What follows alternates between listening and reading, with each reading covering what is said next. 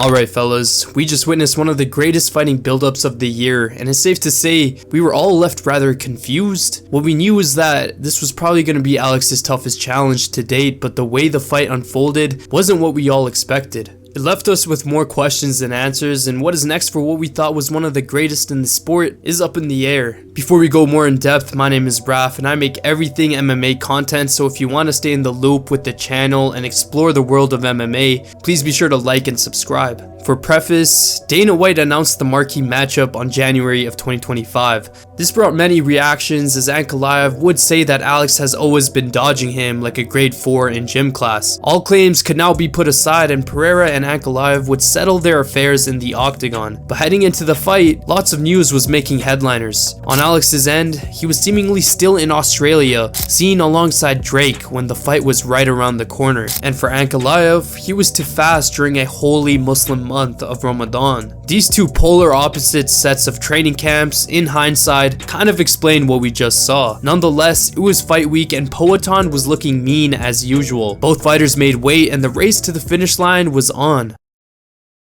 And look at Randy Orton slithering. Watch out, watch out, watch out, watch out! If you haven't already seen the fight, you can take a wild guess and assume it was very underwhelming. Not to discredit the new champ, he did land significant blows and actually had Alex rattled at one point, but the fight did not live up to expectations. It was clear that Ankalaev was more prepared, and Alex simply did not look like himself, being on the back foot the whole night. Ankalaev was running him down the entire fight, and it looked like it would have been Ankalaev by whatever he wanted. And although Ankalaev was a smaller fighter in terms of reach and height, Poatan was always on the back foot and just looked extremely hesitant with himself the entire fight. I don't know if it was the fact that he was with Drake just weeks before, or if Ankalaev's early blow had played a pervasive role throughout the fight, but Shama did not look like himself. Now a lot of people are having very mixed reactions. Some are saying that the Russian style is extremely boring and he did not win because all he did was hug, while some say Ankalaev deserved the dominant win and was the reason Alex effectively did nothing. While there may be truth to both, you can't take away from the fact that all three judges scored in favor of Ankalaev, with one giving him 4 rounds. Ankalaev did land more significant strikes, and fair play to him, he did have a game plan and he executed. Ankalaev, after winning the belt, had this to say. You said that all the boos and all the people that were booing against you, they were motivating you. For those people that think that you have a boring style, do you think that this fight answered their question?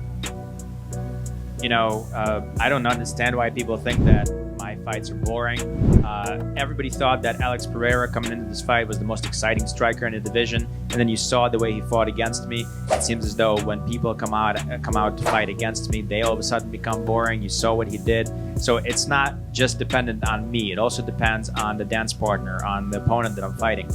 And for Shama, I guess he wanted no Shama. He did not appear in the post-fight conference at all, and Dana White did not look pleased with the fight either. Neither fighter got a fight of the night or any bonuses, and the comments from Dana didn't seem high on either guys. Now for Poatan, and a crowd that was heavily in favor of him, the establishment was left awfully quiet after the fight. And rightfully so. What we're used to seeing is Poatan walk his opponents down, pick his pieces, and just maul his opponents. But none of that was on display tonight. This begs to question what is left for Alex in the future. It is pretty certain Poatan will not go down to middleweight. He walks at 230, and I don't think he'll ever go back to such a low weight. And from what we've all saw tonight, I think it's clear that Poatan and Johnny Bones would never have been a good fight, so we can rule that possibility out. But the move for Alex is still at light heavy. He will most likely get that rematch, and we might even expect it to get it this year, knowing how active Alex is. However, now Ankalaev is riding with the most confidence in the world, and whatever the next fight will be, whether it's with Poatan or with Yuri, he will get a full proper training camp and will not have to think about fasting while training. So in my eyes, Ankalaev can only get better from here. The rematch, if he does get it for Poatan, will be a pivotal one, and it'll tell us a lot about the champ. We've obviously seen fighters like Israel Adesanya who had insane highs, insane reigns, but just seemingly lose it all just to one fight. So hopefully it's not the same case case for Alex Pereira, but let me know what you guys think. What do you think about the fight we just saw? Were you surprised by Alex's performances, and do you think Alex did in fact lose the fight? Also, let me know what you guys think